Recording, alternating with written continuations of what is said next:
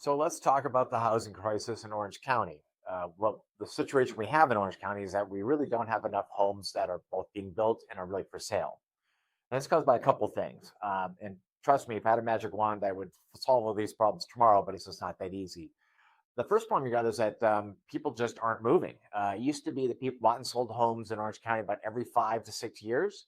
So this is many years ago, but they buy a home for say 250,000, and it was a three-bedroom, maybe a townhome, and then they move up to a single family for 300, and then get a bigger single family home for 350 or four.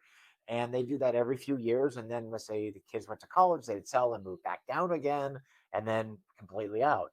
And what we're seeing now is that people are selling on average every 16 or 17 years.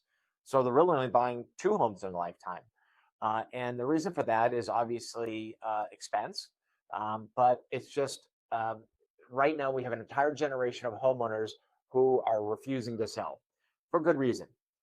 They refinanced when the bottom of the rates happened, and that was in 2020, right after COVID. They brought to resuscitate the economy. They brought rates way down, and if either you bought a home at that time or you refinance, and you've got a rate that's below 4%, even below 3%.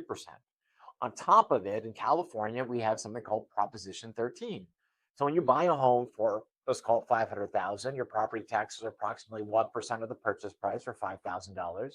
And let's say 15 years later, that property is now worth a million or more.